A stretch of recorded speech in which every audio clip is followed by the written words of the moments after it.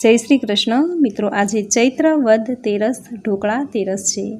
આજે બળમાં બળિયા બુદ્ધિમાં ચતુર એવા બાર્બરિક કે જેને બળિયા દેવ કહેવામાં આવે છે તેની પૂજા કરાય છે। ચૈત્ર માસની વદ પક્ષની તેરસની તિથિ બળિયા દેવને સમર્પિત છે। આ દિવસે બાળકોને લાંબી આયુષ્ય, સુખાકારી, નિરોગી જીવન, વંશવૃદ્ધિ અને સંતાનની પ્રાપ્તિ માટે બળિયા દેવની પૂજા કરી તેની કથા સાંભળવાનો મહિમા છે। તો મિત્રો, આજના શુભ દિવસે આ વિડીયોમાં બળિયા દેવનો મહિમા, પૂજન વિધિ અને કથા વાર્તા સુંદર શબ્દોમાં સાંભળશું। જો આપને વિડીયો પસંદ આવે તો લાઇક, શેર, કોમેન્ટ કરી ચેનલ પર નવા છો તો ચેનલ સબસ્ક્રાઈબ કરી બાજુમાં બેલ આઇકન પ્રેસ કરી દેજો। ધન્યવાદ મિત્રો, આજે ચૈત્ર વદ તેરસ દક્ષિણ ગુજરાતમાં જેને ઢોકળા તેરસ કહે છે। આજે ગુજરાત સૌરાષ્ટ્રમાં દરેક ઘરે માતાઓ ઘરના પાણિયારે બળિયા બાપજીનું ચિત્ર કરી તેની પૂજા કરે છે। સૂર્ય, ચંદ્ર, ઝૂલતું પારણું વગેરેની આકૃતિ દોરી, નાગલાનો હાર ચડાવી, કુલેર ધરી, ધૂપ દીપ કરી બળિયા બાપજી કે જેને ગુજરાતમાં કાકા બળિયા કહે છે તેને પ્રાર્થના કરે છે કે હે બળિયા દેવ, મારા બાળકોની રક્ષા કરજો, તેની લાંબી આયુષ્ય, સુખાકારી જીવન પ્રદાન કરજો। આ પૃથ્વી ઉપર જ્યાં સુધી સૂર્યચંદ્ર રહે ત્યાં સુધી મારા પરિવારમાં પારણું ઝૂલતું રહે તેવા આશીર્વાદ આપજો તેવી પ્રાર્થના કરે છે। આ દિવસે બળિયા બાપજીની પૂજા કરવાથી બાળકોને ઓરી, અછબડા, શીતળા જેવા રોગથી રક્ષણ થાય છે। આખું વર્ષ બાળકો બીમાર નથી પડતા, તેનું આરોગ્ય સારું રહે છે। તથા આ દિવસે બળિયા બાપજીના મંદિરે અથવા તો કોઈ પણ મંદિરે ટાઢું ખાવા જવાની પરંપરા છે। આમ બળિયા દેવનો મહિમા અનેરો છે અને ગુજરાતમાં બહેનોએ આ પરંપરા હજી પણ જાળવી રાખી છે। તો મિત્રો, આ હતો કાકા બળિયા કે જેને બળિયા દેવ કહેવામાં આવે છે તેનો મહિમા।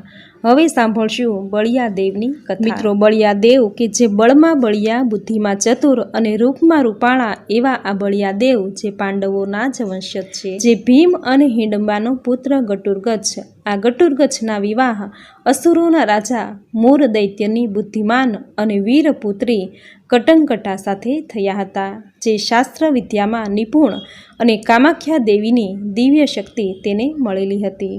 આમ ઘટુરગચ્છ અને કટંકટાને ત્યાં પુત્રનો જન્મ થયો।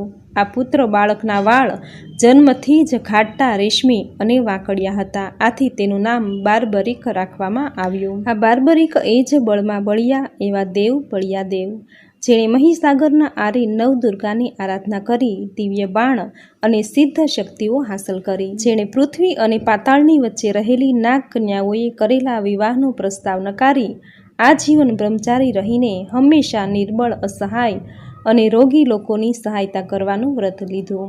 આમ બળિયા દેવ, બળિયા બાપજી કે પછી કાકા બળિયા, જે કોઈ તેનું નામ સ્મરણ કરે, ચૈત્ર વદ તેરસના દિવસે તેની પૂજા કરે, તેના દુઃખ, દર્દ અને કષ્ટો બળિયા દેવ હરે। આ બળિયા દેવનો ઇતિહાસ ખૂબ જ મોટો છે। બળિયા દેવ કે જેને બાર્બરિક કહેવામાં આવે છે તે ખૂબ જ બળવાન હતા। તેની પાસે 3 એવા બાણ હતા કે જેના કારણે તે મહાભારતના યોદ્ધાનો નાશ કરી શકતા હતા। મિત્રો, બાર્બરિક એ મહાભારત કાળના એક ખૂબ જ શક્તિશાળી યોદ્ધા હતા, પરંતુ તે મહાભારતના યુદ્ધમાં ભાગ ન લઈ શક્યા। ભીમના પુત્ર બાર્બરિકે એક પીપળાના ઝાડ નીચે ઊભા હતા અને ઘોષણા કરી હતી કે જે પક્ષ હારી રહ્યો હશે હું તેની સાથે લડીશ, એટલા માટે તે કૌરવો તરફથી જ લડત। જ્યારે ભીમના પુત્ર બાર્બરિક સમક્ષ અર્જુન અને ભગવાન શ્રી કૃષ્ણ તેની બહાદુરીનો ચમત્કાર જોવા માટે હાજર થયા, ત્યારે બાર્બરિકે તેની બહાદુરીનો માત્ર એક નમૂનો બતાવ્યો। શ્રી કૃષ્ણે કહ્યું કે આ વૃક્ષ છે, જે એક જ તીરથી તું બધા જ તેના પાંદડા વીંધી શકે તો હું સ્વીકારું કે તું બળવાન છે અને મારો વિદ્યાર્થી બનવા યોગ્ય છે। બાર્બરિકે આદેશ લીધો અને તે વૃક્ષ તરફ તીર છોડ્યું। જ્યારે તીર એક પછી એક બધા પાંદડા વીંધી રહ્યો હતો ત્યારે એક પાન તૂટીને નીચે પડી ગયું। કૃષ્ણે તે પાંદડા પર પગ મૂકી તેને સંતાડ્યો કે તે વીંધવાથી બચશે, પણ બધા જ પાંદડાને વીંધીને બાણ શ્રી કૃષ્ણના પગ પાસે અટકી ગયું। પછી બાર્બરિકે કહ્યું કે ભગવાન, તમારા પગની નીચે એક પાન દબાવ્યું છે, કૃપા કરીને પગ હટાવી લો, કેમ કે મેં તીરને ફક્ત પાંદડા વીંધવાનો આદેશ આપ્યો છે, તમારા પગને વીંધવા નહીં। કૃષ્ણ આ ચમત્કાર જોઈને ચિંતિત થઈ ગયા। ભગવાન શ્રી કૃષ્ણ જાણતા હતા કે બાર્બરિકે હારનારને ટેકો આપવાનું વચન આપ્યું હતું. જો તે કૌરવોને હારતા જોશે તો તે કૌરવોનું સમર્થન કરશે, અને જો પાંડવો બાર્બરિકની સામે હારતા જોવામાં આવશે તો તે પાંડવોનું સમર્થન કરશે. આ રીતે તે એક જ તીરથી બંને બાજુની સેનાને ખતમ કરશે. પછી ભગવાન શ્રી કૃષ્ણ બ્રાહ્મણનો વેશ ધારણ કરીને બાર્બરિકના દ્વાર પર પહોંચ્યા અને દાન માંગવાનું શરૂ કર્યું. બાર્બરિકે કહ્યું કે બ્રાહ્મણને પૂછો કે તમારે શું જોઈએ છે. બ્રાહ્મણ જેવા કૃષ્ણે કહ્યું કે તમે આપી શકશો નહીં. પરંતુ બાર્બરિક શ્રી કૃષ્ણની જાળમાં ફસાઈ ગયા અને કૃષ્ણ તેનું માથું માંગે છે. બાર્બરિકે તેના દાદા પાંડવોની મહિમા વધારવા સ્વૈચ્છિકતા આપી. બાર્બરિકના આ બલિદાનને જોઈ દાન આપ્યા પછી શ્રી કૃષ્ણએ બાર્બરિકની ઉપાસના કલયુગમાં પોતાના નામથી કરી.